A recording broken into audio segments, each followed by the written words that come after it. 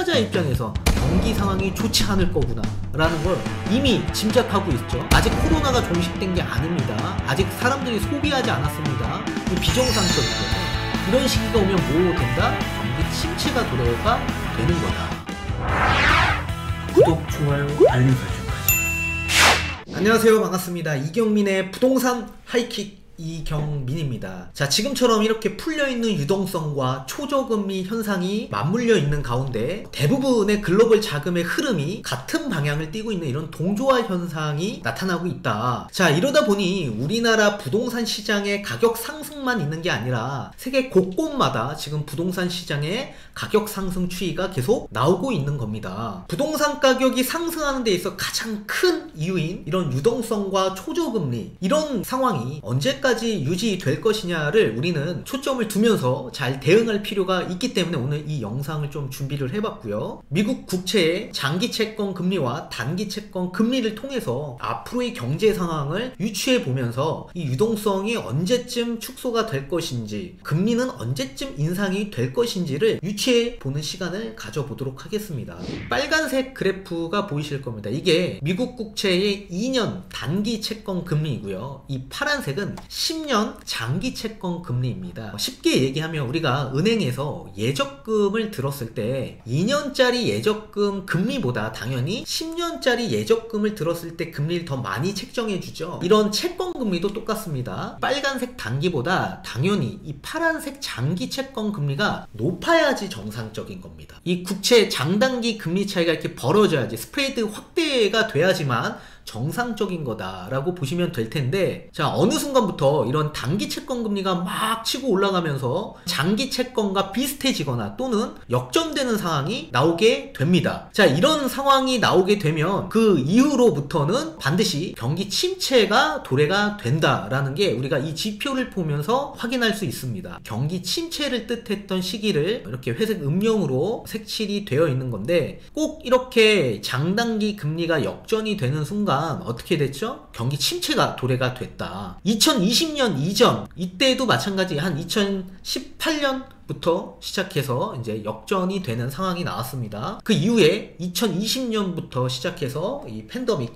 이 경기 침체가 도래가 됐습니다. 자, 그럼 언제 이렇게 스프레드가 확대되고 이렇게 스프레드가 좁혀지는 상황이 나와서 장단기 금리 차이가 역전이 되는 거냐를 단계별로 좀 확인을 해 볼 수가 있는데요. 제가 말씀드리는 이 4단계에 걸쳐서 장단기 금리 차이가 어떻게 변화되는지 좀 말씀을 드리도록 하겠습니다. 지금 아직 경기가 회복이 되고 있는 상황이죠. 완전한 회복은 아직 되지 않았습니다. 완전히 회복이 되려면 백신 접종이 다 끝나고 항체가 다 생겨서 이제 대부분의 사람들이 소비 지출이 늘어나야지 이제 경기가 어느 정도 회복이 되는 단계다. 그렇기 때문에 아직까지도 경기가 회복이 되지 않았다라는 걸 말씀드리고 싶고, 자, 그렇다면 투자자 입장에선 앞으로 미래의 시장에서는 경기가 지금보다 훨씬 더 좋아질 걸로 예상하지 않겠습니까? 이러다 보니 안전자산인 채권 시장보다는 좀 더 공격적인 자산 시장으로 들어올 수밖에 없을 겁니다. 그렇기 때문에 이런 부동산이나 또는 이런 주식 시장의 가치가 계속 올라갈 수밖에 없는 상황이 나오고 있는 거고요. 반대로 이 단기 금리는 기준금리와 거의 비슷한 양상으로 흘러갑니다. 기준금리가 계속 제로금리로 되어 있으면 단기금리도 마찬가지 계속 저금리 기조로 갈 수밖에 없는 상황이고요. 자, 근데 미국에서는 뭐라 했습니까? 2023년까지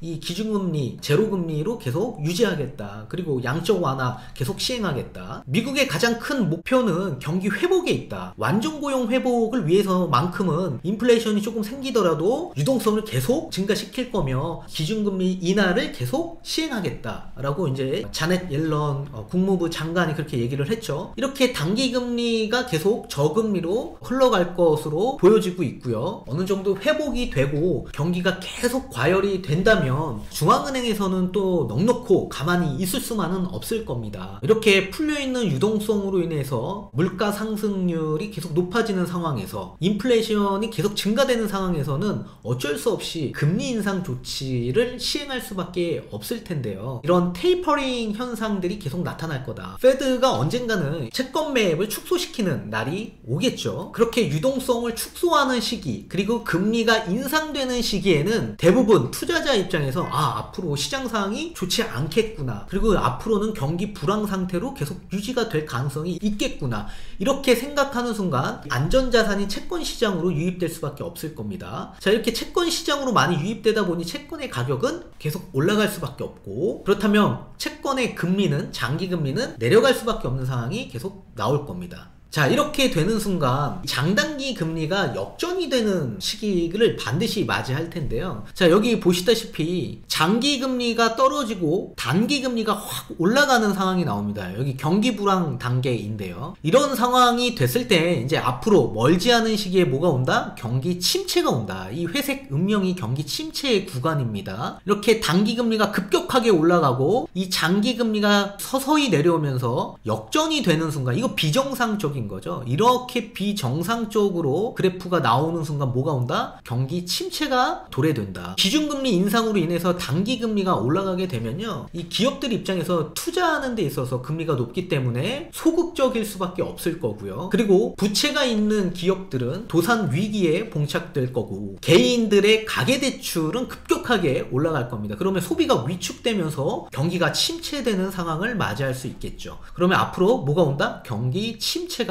도래될 가능성이 매우 높아지는 시기가 찾아올 거다. 이렇게 경기 침체가 되면 또 단기금리, 이 기준금리 인하를 통해서 시중에 돈을 계속 유통을 해서 소비 촉진에 나설 수밖에 없겠죠. 기업들 많이 투자할 수 있게끔 저금리 기조로 해서 많이 지원을 해 줄 거고, 내수 경기를 좀 활성화하기 위해서는 계속 저금리 기조로 해서 대출 많이 이용해서 돈을 많이 쓰라는 거죠. 그렇기 때문에 이렇게 단기금리는 계속 내려갑니다. 그리고 투자자 입장에서 경기 상황이 좋지 않을 거구나 라는 걸 이미 짐작하고 있죠. 그래서 이런 장기금리, 이렇게 안전한 자산이 채권 시장으로 막 들어올 수밖에 없습니다. 채권 시장의 가격은 그러면 높아질 수밖에 없고 금리는 내려갈 수밖에 없는 상황이 나오는 겁니다. 경기 침체 구간에는 단기금리와 장기금리가 계속 내려간다. 자, 그렇다가 지금처럼 또 이런 회복 단계에 돌입되는 순간 어떻게 돼요? 기준금리 인하된 걸 계속 동결시킨다든지 또는 언젠가는 올릴 수밖에 없는 상황이 나오겠죠. 자, 그리고 앞으로 경기가 좋아질 걸로 예상되는 투자자는 또 어떻게 해요? 이런 자산시장, 주식이나 부동산 시장으로 대거 유입될 수밖에 없는 상황이 나올 겁니다. 자, 그러다 보면 이 채권의 가격은 떨어질 수밖에 없고 금리는 계속 올라가고 있는 이런 스프레드 확대되는 시장이 계속 도래될 겁니다. 그럼 지금은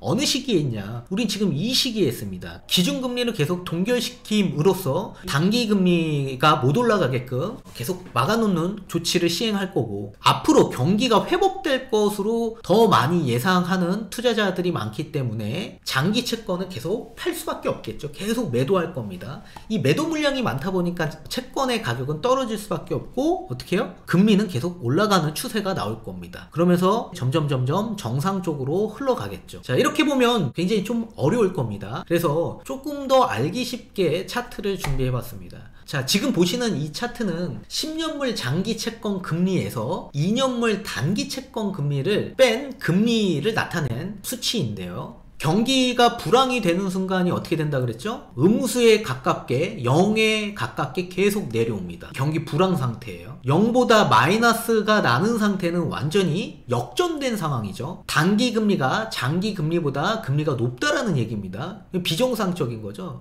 이런 시기가 오면 뭐 된다? 경기 침체가 도래가 되는 거다. 그리고 경기가 회복되는 시기에는 어떻게 된다? 점점 장기 금리가 올라간다라고 얘기를 했죠. 그러면서 스프레드가 계속 확대가 되는 겁니다. 그러면서 경기가 회복되는 시기이고요. 그리고 이렇게 정점을 찍는 순간 경기가 과열되면 어떻게 된다? 단기 금리가 올라가게 된다. 기준금리를 올리면서 단기 금리도 계속 올라가는 상황이 나옵니다. 그러면서 이제 점점 어떻게 돼요? 떨어지는 상황이 나오는 거죠. 그러면 경기 불황 상태로 또 접어드는 상태고요. 그렇다면 지금의 상태는 어떻게 되냐? 2015년 이후부터 그러면서 점점 내려오기 시작합니다. 이렇게 내려온 가장 큰 이유는 2014년 10월부터 미국의 양적 완화가 종결됐습니다. 그러면서 테이퍼링이 시작이 됐고 페드에서 자산 매입, 국채 매입, 이 채권 매입을 완전히 축소시키는 상황이 나왔고 유동성을 완전히 옥죄버렸죠. 그러면서 기준금리를 막 올리기 시작합니다. 그러니까 어떻게 돼요? 투자자 입장에서 더 안전한 자산인 장기 채권을 살 수밖에 없겠죠. 그러다 보니 금액은 올라가게 되는 거고 금리는 내려가게 되는 겁니다. 단기 채권의 금리는 계속 기준금리를 올리니까 올라가는 거죠. 그래서 계속 이렇게 맞물리면서 내려오는 겁니다. 그리고 2018년, 19년을 통해서 미중 무역 분쟁이 또 발생이 되고 이때부터 이제 위기에 봉착되기 시작을 하는 거죠. 그러면서 이렇게 경기 침체가 찾아왔습니다. 다행히도 지금은 어떻게 돼요? 올라가고 있는 추세가 나옵니다. 그럼 앞으로는 어떻게 될까요? 경기 회복 단계에 계속 돌입되는 겁니다. 경기 회복 단계. 아직 코로나가 종식된 게 아닙니다. 아직 사람들이 소비하지 않았습니다. 각국의 나라들은 교역이 중단됐습니다. 그러면 교역이 활발히 움직이게 되고 사람들의 왕래가 계속된다면 경기가 회복이 되면서 점점 과열이 되겠죠. 이렇게 이 유동성 장세는 결국에 경기가 정점을 찍는 순간까지 계속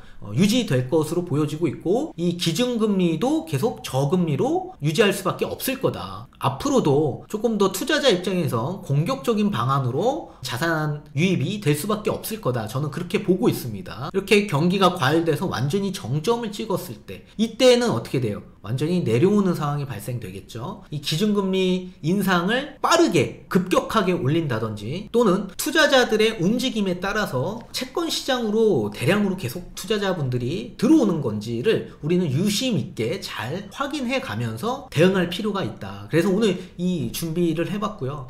이런 미국 국채 장단기 금리 차이 이것만 보더라도 우리가 조금 더 알기 쉽게 접근할 수 있다. 올라가면 올라갈수록 경기는 더 앞으로 좋아질 걸로 보여지는 거고 이렇게 0에 가까운 음수로 내려오게 되면 앞으로 경기가 침체될 가능성이 매우 높아지는 거다. 여기에 투자자분들은 어느 정도 대응할 필요가 있다. 지금의 상황은 더 올라갈 수밖에 없는 이런 상황들이 계속 나올 겁니다. 아직 코로나가 종식된 게 아니고 경기가 앞으로도 더 좋아질 걸로 예상되고 장기 채권 금리가 계속 꾸준히 올라가고 있는 상황이기 때문에 투자자들의 성향이 앞으로도 이렇게 부동산 시장으로 계속 유입될 수밖에 없을 거다. 그렇게 말씀을 드리고 싶습니다.